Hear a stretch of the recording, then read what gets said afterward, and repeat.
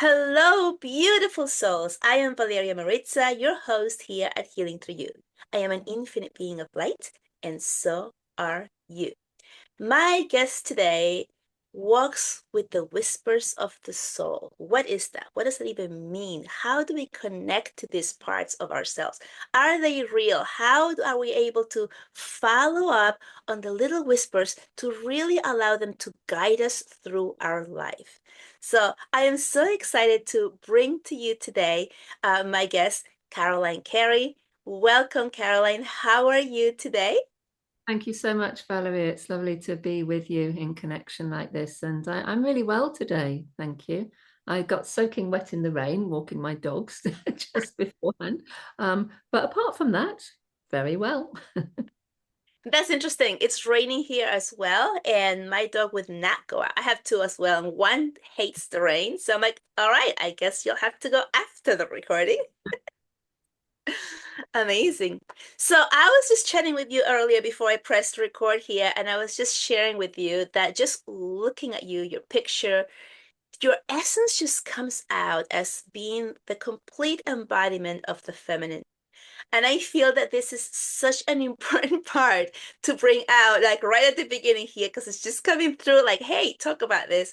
Um, and you said, yes, there's a story behind that. So now I'm really curious, and I'm sure the audience would like to hear what this means because we have been working so much into the masculine for several decades now, especially that whole time where women were trying to dress like men, talk like men, just so that they can move up on the working scale and be seen as equals and get paid the same.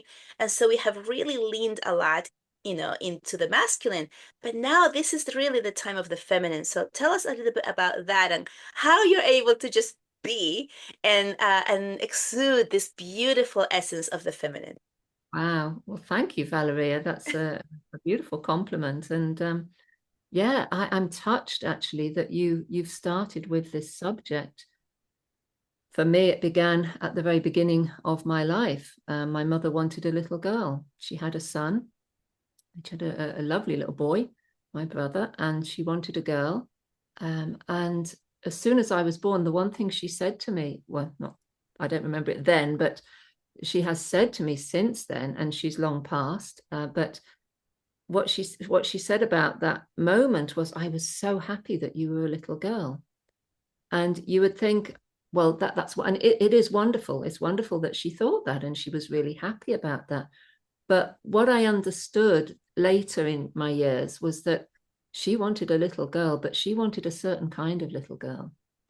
And I was not the kind of little girl that she was expecting, who would dress the way she wanted, be pretty and intelligent and conform to the ways of society.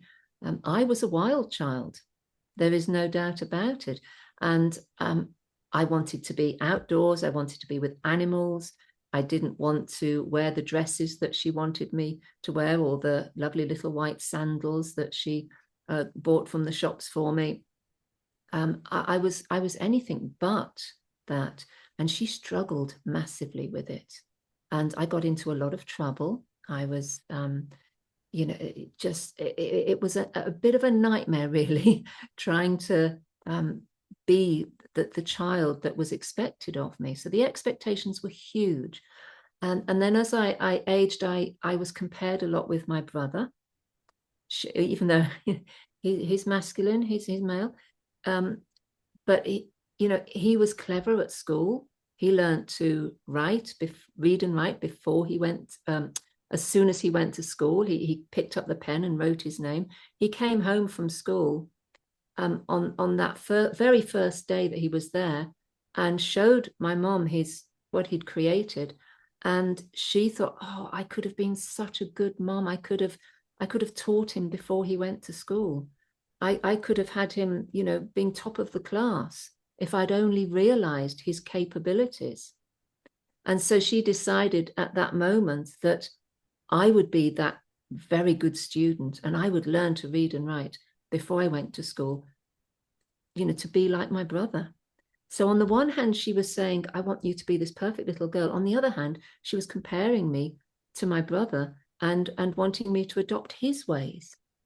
And so, this was always a tricky line between us. Like, how was I supposed to manage this? She did teach me to read and write. I wrote in a very poetic way. I made up my own words and language, and developed my own my own ways, if you like. I did it my way because I couldn't do it the way she wanted me to do. And she wanted me to get good grades. She wanted me to be clever, beautiful, pretty, intelligent, be polite, not scream and shout and have tantrums. She got very embarrassed by my ways. And then later in life, I was, well, still at a very young age, I was being sexually abused by an elder in the family. Now, that is, of course, very damaging to the feminine spirit. So I say I was fighting for my femininity. I was fighting for the kind of feminine being that I was, not what my mother wanted me to be, not in comparison with my brother, and certainly not the kind of person that the elder in our family wanted me to be. Yeah. So I was always trying to manage some of these very difficult things that were going on, rather than embracing what was true for me, and living life to the fullest through that. That's So so interesting. How are you aware of all the things that your mother wanted you to be, comparing you to your brother, and all of those things at such a young age? Or was this something that you became aware of later? oh, I think I was just in reaction at a Uh-huh. young age. I don't think I was that aware of it at all. It's in my later years that I look back and I what I call apprenticing to our life story. Like, what was really going on there? What was my original wound? My original wound was this huge expectation on me to be a certain kind of girl, but I wasn't going to be that. And I've been able to pick out through my life significant moments that have taught me and helped me to understand what it was I was here to do, what my soul purpose is. And I am here to bring that feminine spirit through and to encourage and support others to bring it through as well. And I recognize that. And she's fiery, she's feisty, she's got a lot of gifts and talents, and loves beauty, loves creating beauty, even in the ugly things. She's connected to the earth, to the wildlife, to the land. She speaks poetically, writes stories, tells her own story, and doesn't conform to what society would have us be. And that's really important to me. Yeah, I've never worn makeup. I tried it out a few times and just smudged it over my face. I wasn't interested in that. Don't really cut my hair except when my daughter became a hairdresser and wanted to experiment. I've just adorned my body, and not tried to make it into something that the mainstream would have it be. I am who I am, and I don't want to compromise that in any way. I love it. The entire description of who you are, who that little girl is, and how you've embodied that, it just sounds like such a beautiful poem of something that we can look for, to strive in, and to really connect with our own souls. Like, oh, that's what it sounds like. That's what I could be if I wanted to, if it resonates with me. It just feels so nurturing. Beautifully said. Yeah, and it's not for everyone. I'm not saying that every woman should be like that, but I think we should find what is innately true for us, and embrace that, rather than worrying about what others think and what others would have us be, or trying to please others all the time. We have our own song to sing, and we need to tap into that and be true to ourselves. Yeah. I also find it really interesting that you said my mother really wanted a little girl, and I was a little girl. And because I feel, um, me personally, and a lot of people that I have worked with, their wound has been, oh, you were born a girl, and the disappointment because they wanted a boy. Um, well, maybe not the mother, but maybe a lot of times the father, like, oh, it's another girl or it's a girl, as opposed to a boy, which is what they wanted. And so I hadn't heard this from this perspective of like, I was a girl and she wanted a girl. And I was like, oh, wow, that's different. And it's like, but she wanted to be a specific type of girl, not me, the girl that I really wanted to be. So that's really also quite interesting, a different perspective to see. I think it is, and I'm sure many mothers. I mean, I have 3 sons and 3 daughters, so I'm quite in balance with my family. But I know I certainly wanted a little girl after having 3 boys, and it was an absolute joy. It's wonderful, and but yeah, there are times where we would like we would like a certain sex of child, and we can't control that. But if that's up to spirit, or to just the biology of our bodies to decide that for us. And but whoever we are, whatever the child, it's a beautiful baby, beautiful little sovereign being, and we all learn to love whoever comes through, don't we? I mean, it's inevitable. But yeah, she wanted a little girl, and she got her little girl. But my mother was, bless her. I mean, we got on really well in the later years before she died. I mean, I've got nothing against my mother. She was the first catalyst for me and my soul's growth, and to understand and learn what it was I was here to do. So I really appreciate the fact that she struggled and that I fought and that we communicated the way that we did. I have no regrets about my past whatsoever. I needed that. I needed to build muscles in that way to strengthen my own particular feminine. And if I had been allowed to just be the child that I was and hadn't had to fight for it, I don't think I would have had as stronger muscles as I do around it now. So, it's a blessing. Everything that happens in life can be seen as a blessing if we allow it to be, if we change our perspectives around it. I completely agree with that. Yeah. Amazing. So tell us a little bit more about your life journey. You mentioned that you had some abuse growing up, and then how did you get to the point of healing from that? What Yeah. did you do? What did you lean into? I don't use the word healing very much. I Okay. think it's an overused word. Okay. Healing means to make something whole. So Mm, I'm whole in myself. And so there were experiences I had that were quite damaging to my spirit and to my soul. Well, not so much my soul, but to my body and my livelihood, and living in a world that was sometimes very difficult for me. My self-esteem got quite a bashing. Um, but I had to go through many, many challenges throughout my life. And what I recognized was that, the in the future of post the abuse, I would be in relationships where I would experience abuse at times. There were some very difficult situations that I went through. And my job there was to stand up for myself, was to make changes, to take actions, to do things differently, to say no when it was appropriate, to leave when it was appropriate, to walk away from some of those interactions that were abusive. And that's how I managed to bring myself back to wholeness, from that abuse, to change who I am now, to change my reactions to things, to not give myself away. There was a lot for me to learn, but of course I couldn't do that as a child. We can't do that as a child. We are victim to others' behaviors. But I did learn, and I did have to go through some difficulties in order to bring myself to that. I had an extraordinary journey, really, when I look back.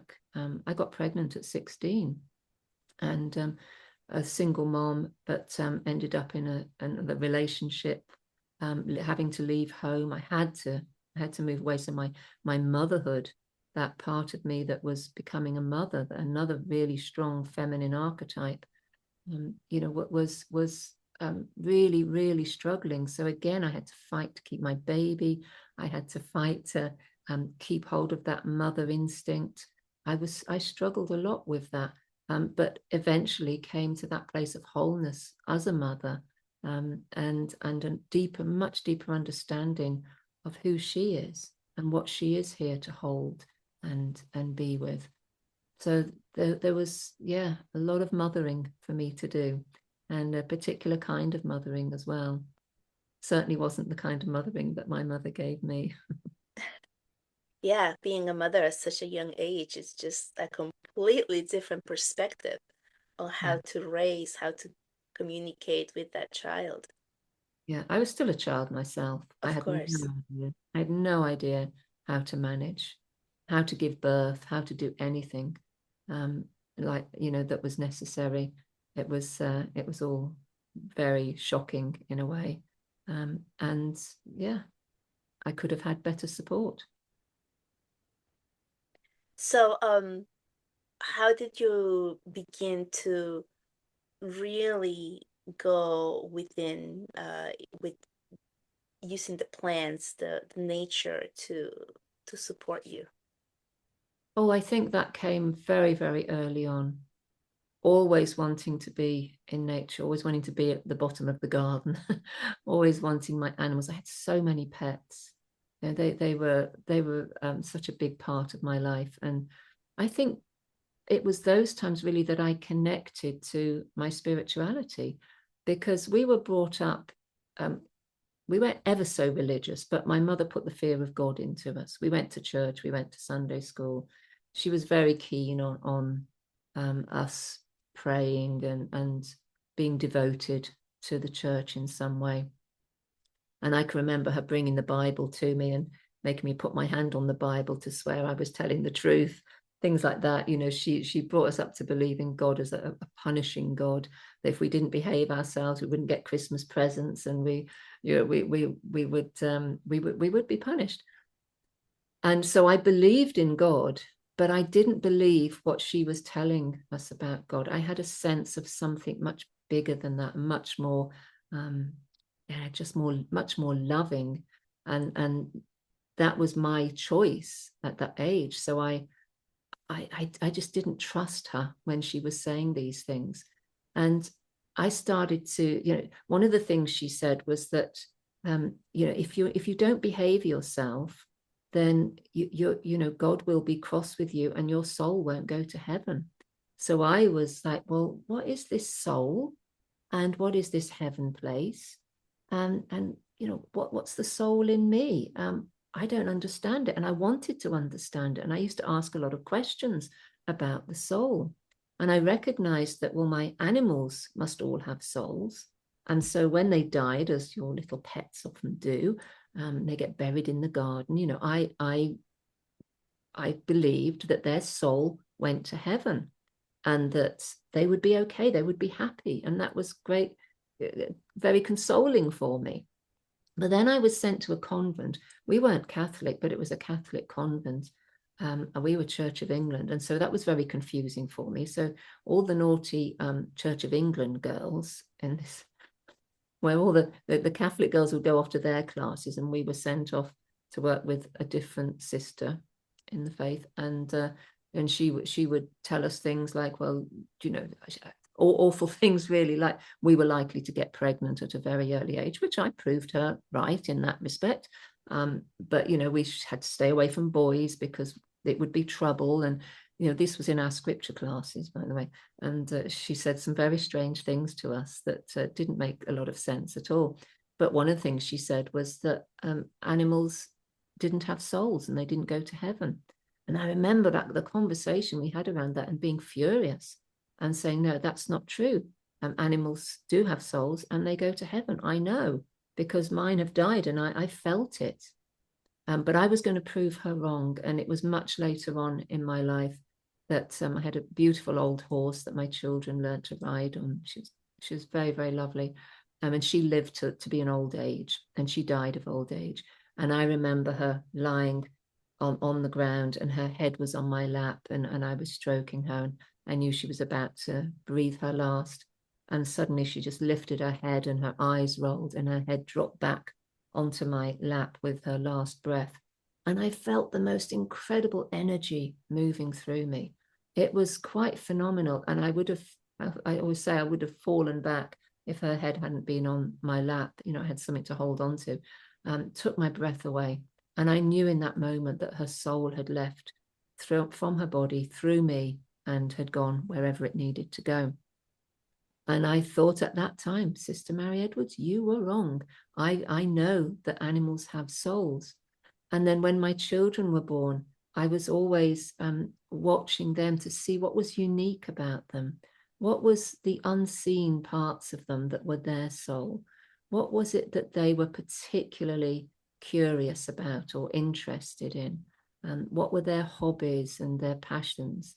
And I followed their soul's journey, knowing that they had something unique in each one of them, themselves.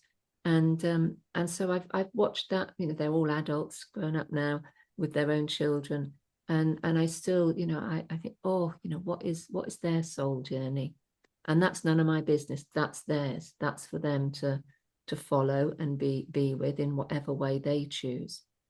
But it's all helped me. All of this has helped me to identify the work I'm here to do as a soul worker, to recognize the innate soul within individuals and to help them, if they want it, to follow particular guidelines as to how they can evoke their purpose through that more fully, which starts at the very beginning, with the very, very beginning of our conception and birth, and right the way through our childhoods. That's where we identify what the soul's calling is, by just looking at the life journey. That's beautiful. What a wonderful way to just observe your own children and try to see where they're coming from. Like, so, like as you're talking, I'm thinking of my son, who he's 9, and I'm trying to like look like the different things that he has brought to us, right? Like he has brought to our family. And it's like, wow, like this is so amazing. You can recognize the differences between their soul and your souls, or even your husband's, or the dynamics of where you grew up. They're just like so incredible. Yeah, absolutely. We're so quick to try and get our children to fit into some kind of box, to look at their benchmarks, what their achievements are likely to be, whether it's the very beginning, from crawling to walking to speaking to communications with others. Are they on track, rather than going, Oh, oh, yeah. their particular interest, and then they go to school, and of course it's I'm not saying anything against schools as such, but I don't think they pay attention enough to the individuality of a child. It's all about, let's get them all working the same way, learning the same things at the same times, and not recognizing that they have different learning skills. For one thing, we're all different in the way that we learn, and I think this is being paid attention to a lot more now. Of course, it just has to be. But as in the past, we were all treated exactly the same, like sheep. It was, yeah, that if you stood out, you were a problem. Yeah, it's just to program you so that you can be able to follow the rules as an adult in society, but that's no longer serving us. I was an educator for 15 years, and I know exactly what you're talking about. Like, you just treat everything and everyone this way, and everyone who's out of the box, which is most of them, um, they just get conformed. Yeah. Yeah, we did a lot of homeschooling with us until they really wanted to go to school. And then they still found their own way through the systems.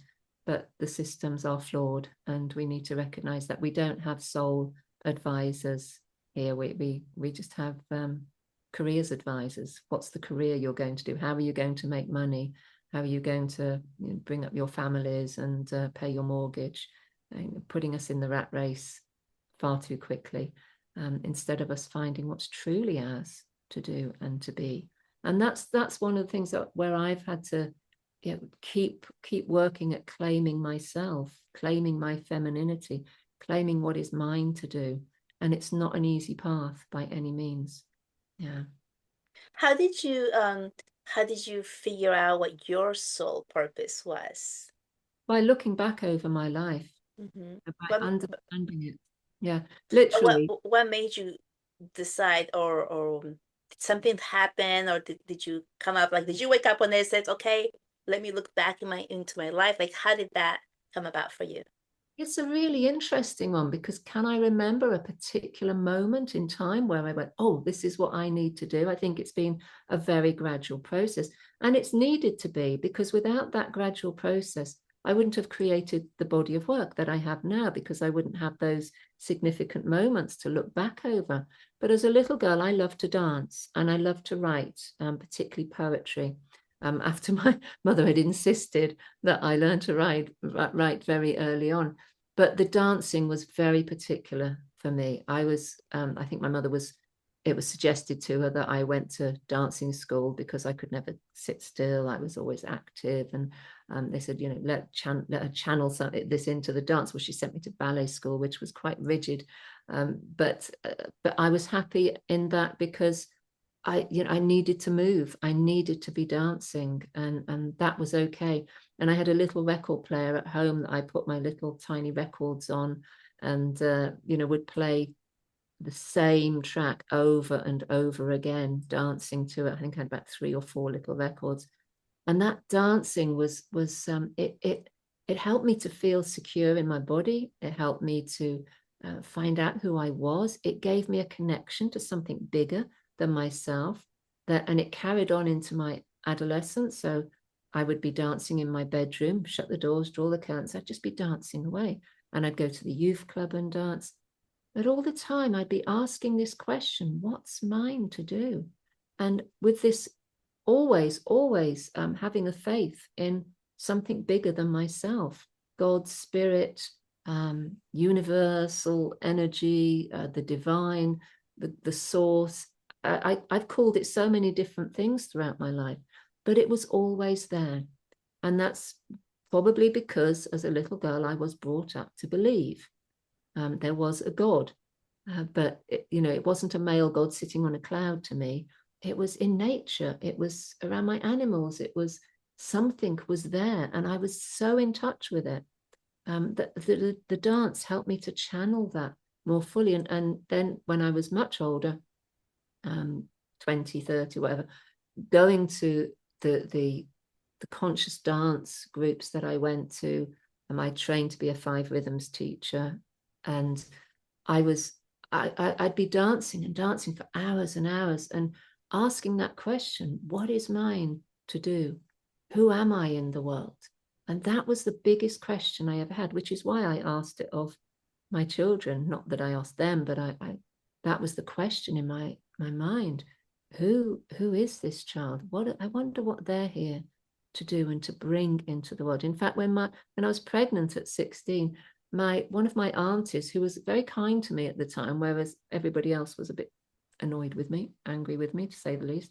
And she said she had this conversation with me, and I can't remember what she asked me, but it was something about the baby, and I said, I think this baby is there's something really important about why this baby's coming to the world. And she said, oh well, all mothers think that about their babies. And I'm, oh, okay, thought no more of it. But thinking in my mind back to that moment when I said that to her and remembering it, I think, yeah, some part of me knew there was a soul calling here, or a mission that this baby had in the world. It might not be something really big or mega, just a little thing, a quality that he was bringing into life. And I knew that. I knew innately that happened. So I trusted it very, very deeply. And that's what's got me through my own journey always. I'm going through this, and there's a reason for it, and there's a purpose to it, and it will give me something in the future. Yeah. trusting that, really, really trusting my life journey where that's concerned. And yeah, I think that's, being creative with that. Probably gone off a bit off track here because, but, No, you know, it's lovely.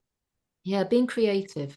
I think quite often our soul speaks to us and through us from us being creative, and being in connection with the land, Mhm. because we can't. It's the unseen force within us. Yeah, it's not the planning. It's not the thinking things through. It's not the analyzing. It's those creative moments, whether it's just in a conversation, we're creating something here, whether it's a dance movement, whether it's doing a painting. I've got paintings going on and bits of my work that I'm creating and making things. That's where my soul really speaks to me and shows me what needs to happen next. I trust that. Yeah, it's the heart. It's more like you're connecting with the heart and soul, not so much the thinking mind, which to me, the thinking mind is the programming. Yeah. I must do, these are the steps, that's the solution, right? As opposed to what does it feel like to be doing those steps? Oh, I don't really like it. I mean, how many people go to school, college, graduate school? Not saying that it's not a good thing, but I'm just saying you go through all the steps, you get a job, and then you find yourself in that 9 to 5, same thing over and over. And it's like your soul dies. Like, what am I doing here? What did I strive for? Why did I do all these years of schooling to get here? And now I still don't feel fulfilled. It's an interesting dilemma, and I think that we go through our life journey, and for some children, going to school is deeply painful, and they struggle with it immensely, and others thrive in it, of course. But I think that we go through our life journey, and if we have the willingness to look at it and go, okay, that this is, there's been struggles here, there's been particular challenges, there's been a reason behind that. What am I fighting for? What am I trying to reclaim into my life? And we get to a certain point, and this is why I tend to work with people, mainly women, around the time of their menopause, and their later years, because I think we're at a point then when we can look back on our story and say, oh, this is what happened. This is what happened to me. This is the journey I've been on. Not to look back on it and say, oh, what a shame. Oh, that was awful. That should never have happened to me. It's just part of our soul's journey. The soul comes to earth knowing its own contract and what it's going to have to live through. And we have to forget. We have to forget, live the journey. And then we get to a certain point in life where we go, oh, hang on a minute. That's not what I'm here for. That's not what it's all about. It's taught me a lot. I understand life from that perspective, and those achievements or experiences. But where have I come to now with that? And how can I use that to benefit others? So it's quite often we find that we're facing the wounds, we're facing the core wound, we're facing the challenges and the suffering. And we're looking back over and saying, well, what can I do with that now? And can I be of service in some way to others in my community or the environment or whatever it is? Can I be of service to people who might be suffering the way I used to suffer? So my abuse, my being single mom, my or all the difficulties that I've had to overcome, I can now be in service to others who have experienced the similar things, those who are fighting for their femininity, those who really want to be who they truly are. I have a map to help them pick up those pieces and go, hey, I want some of this. This is what I need in my life. How do I do it? How do I break free from what has been offered to me from the mainstream, from society, from what we see on our phones, from the computers? What can I do that is right for me now? Sometimes we need some guidance with that. And sometimes we'll just find it and begin it. For sure. It's interesting that you said mostly with women who are getting to their menopause years, which is the later part of life. You've done your work, your business, raising your children might be out into college or out of the house, and it's almost as if we've been living through life by Yeah. doing, and not having a rest where we can go within and feel like, what else is there? What else do I do? But then once the kids leave and then you get to that time of age, you have the space to finally take that breath and begin to look within. Yeah, I think so. Yeah, I think we do have that. We also have the incredible energy that menopause gives to us. Mm-hmm. Fantastic time, a very potent time. We get in touch with the true power that is held within us. It's not comfortable, it's not easy, but as women, we really get to know what we're here for if we give it space and time to recognize it. And of course, what happens then is that society says, oh, the pharmaceutical companies or whatever say, oh, take this tablet, take this, dampen down those feelings. You shouldn't have those because, likelihood is you're not going to get in touch with your power. Why would we as women be discouraged from listening to our power source? What's that about? I think we kind of know women have been shut down for hundreds and hundreds of years. Yeah, the wise women, the witches, this wonderful phrase, the cunning folk, those that were the herbalists, the medicine women, the midwives. So much has been squashed down, and it's coming through again. But we need to be in touch with our power source. We are the keeper of the bloods. We hold on to the bloods. And the word menopause, I really question because it doesn't pause. Pause is like when you press the pause button on, on something. Oh, it's going to start again. But no, it's not. It's meno, stop. It is, we hold the blood then. We don't release it anymore, just like we hold the stories. So the matriarch, she holds the stories of our lineage, of our ancestors. She holds the stories of our own life journey and her sisters' journeys.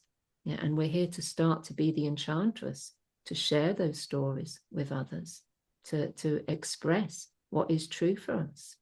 Yeah. I love this perspective. I really would like you to go more in depth on this whole menopause thing, because the way society has painted it is like, oh, you get to menopause and now it's like a loss, right? You're no longer able to bear children. Your hair starts to get if not silver, although many people get it much earlier. um it starts to lose its vitality. Your skin starts, it's like all of these things. If you look online, it tells you like, oh, these are all the symptoms of menopause, and you're going to go through these changes, and it really is negative as to like, okay, that means you're old, and not in a good way. um Yet those of us who have gone through this and we have found the power, like, whoa, like no one told me this, and like being able to really bask in that inner power that everyone's been telling you that it doesn't exist. And now you're in the space and able to really feel for it. So important also that you mentioned like people are giving you drugs um to continue to keep you passive. Oh, yeah. Yes. So talk a little bit more, if you could, or expand a little bit more about the beauty and what it means to go through that stage in um, tuning into our feminine and tuning into our feminine power. I remember asking my mom how it had been to have her menopause, and she says, "Oh, I didn't even notice it; just happened." And I was struck by that. She didn't use any products or anything. She just, oh, it just happened. And I thought, well, my mother wasn't exactly in touch with her body. So she would have brushed aside hot flushes or anything like that, and pretending it didn't exist. And so from hearing her say that, I absolutely knew I was going to be very conscious through my menopause. I was going to feel it. I was going to get to know exactly what it was all about. I'm 13 years post my menopause, and when I first stopped bleeding, And one of the things that I did was I made a collage with my lots of imagery, but with my last blood as well. I used that to create from it a really amazing documentation in a way of where I'd come to in my life and the shattering of illusions that it held, and that I was entering my elderhood, and I wanted to enter my elderhood as a wise elder, as a matriarch, as somebody with wisdom and a really deep understanding of what was happening to me and the changes that I would go through. So as I reached menopause, I got creative. For 2 years, I went very quiet with my work. I didn't work like I used to. I still had a couple of teenagers living with me. And so, I was still being mom and looking after a home and doing some of my work and writing a lot. But I really gave myself some time to listen to what was happening to me and being very conscious and awake of that. I had the night flashes, the night sweats. I had, I went to bed with a towel. I did all the things that women have to go through. And I embraced that. That was the important thing for me, was to embrace it, not to go, oh, this is horrible. This is messy. Oh, what will my husband think? This isn't very pleasant, is it? I don't want this going on. I wanted to feel it, to let it come through. I knew that I was detoxing a lot with those sweats. I was cleansing out some of what I didn't need anymore. I was holding my bloods. I was listening to the dreams and the thoughts that went on in my mind and the creative spirit that was there in me. I was opening my heart to every experience and wanting to know what is the value of this. And then, to feel the heat, that incredible heat, the way it makes you throw your clothes off, like to stand there naked and allow that fire to burn through me. Like, where was that coming from and why? We can give it all kinds of medical names and understandings, but for me, it was like, no, this is me as a woman, like really coming into my power, my feminine power, not power that we might think of as a more masculine force, but power as a woman, who has birthed her children, who has done all the work that she's done, who has danced herself free of so much conditioning and continues to do so, and who embraces life to its fullest and connects to the land and the mother that holds us and nourishes us on a daily basis. That was what was important to me at that time. And then continuing that, it doesn't just stop there. I was 50. It didn't just stop. I was still feeling those experiences and emotions and rage well into my mid-50s and onwards. I still knew that my body was processing a lot of stuff. And then it was in those moments, in that dream time, that I was saying, what is mine to do? What is mine to do now? I know what it's been to do previously with bringing up my children, welcoming my grandchildren, doing the work that I love to do, bringing the dance to my communities, writing books. I've written 7 books to date. And I love the process of writing and sharing all of these experiences, a lot of shamanic medicine tools with others and crafts that I had developed. So sharing all of that with others. And now I was coming to a place where, okay, now I really need to sit with this and ask, what is it that I have gathered to me? What is it that is my medicine bag? What is it that I have to contribute to society and be in service to? I want to see that really clearly.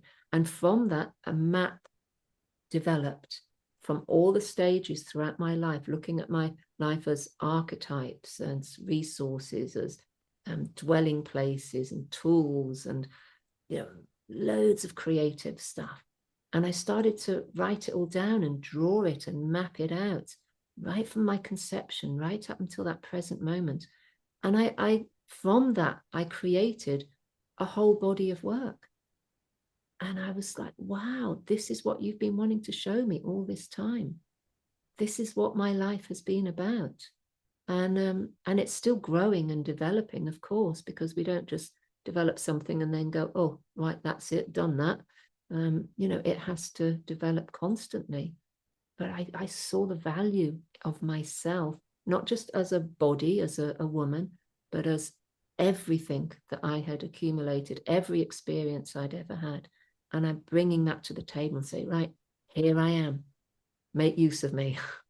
I'm here to be of service with my own gifts and talents. Yeah. That's lovely. I I have like no words like that.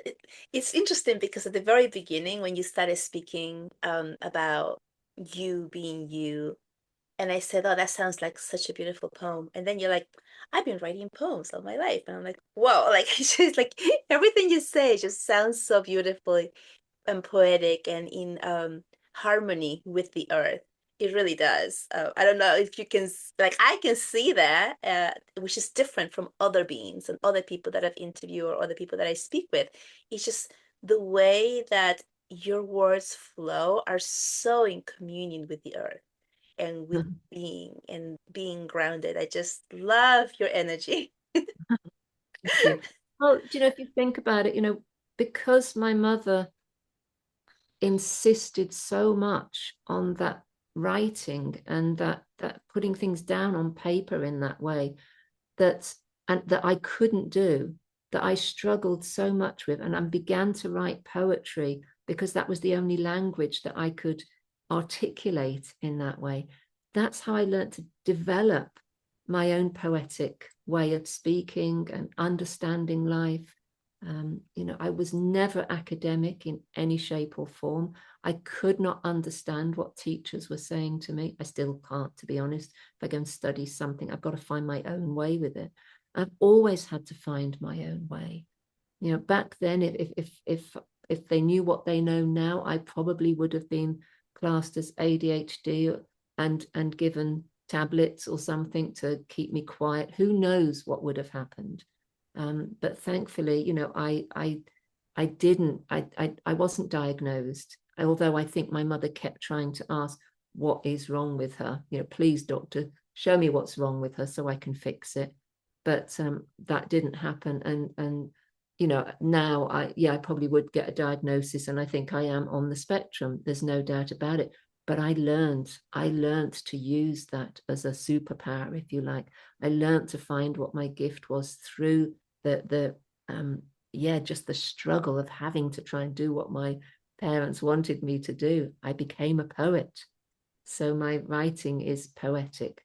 My language is poetic. When I'm fully embodying my own spirit, it's poetic. Yeah. And your dance probably is as well. I Oh, can feel that. absolutely. The dance is very poetic. Yes, it is. It is. It's so connected to our dreamer quality, to our dreamer archetype. When we're Mhm. dreaming something through, the body will have its own language, and our writing will have its own language. Our prose will have its own language, our creativity. It's allowing ourselves to free up from the body and the mind and portray what's needed out there. It comes from the soul, not from our thinking mind. Yeah. So freedom from what we think things should look like and the way we think things should be is really important. Yeah.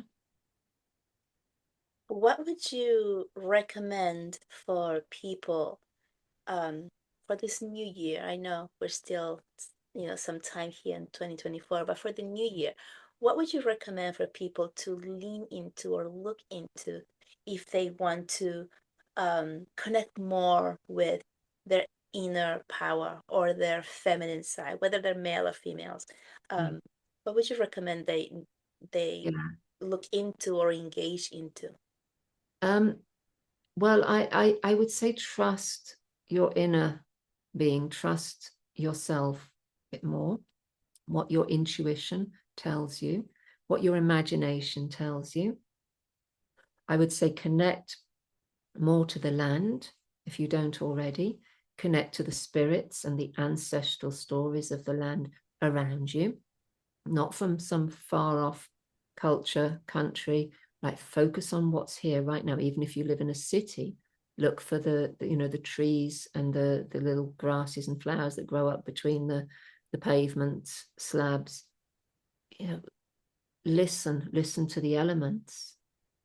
Know what is your own spirit calling, just from being in connection to the land, to the spirits that live within the trees and the shrubs and the earth and the stones and the rocks, because they have the knowledge that we need at these times. Listen to rhythm. Rhythm is really helpful. Even if it's just the rhythm of your own heartbeat. Connect to children. If you can, play with children, watch children, be in communication with them and their natural ways. Be curious about life. Children teach us to be curious. And one of the things that adults lose very, very easily is their curiosity. We need to be curious about, what's around us. And the environment. And to be respectful. I think to be respectful of the world, the land, the earth, the animals, what we purchase, what we nourish our bodies with. Be respectful of your body and your heart. Give it permission to be kind to itself. So don't fill your bodies with junk. Your body is part of nature. It has its own spirit and its own life force. And if we let go of that and just treat it like it's some kind of mechanical vehicle to move our heads around the planet with, we're not respecting it. And respect how we treat the world with our rubbish, with our pollution.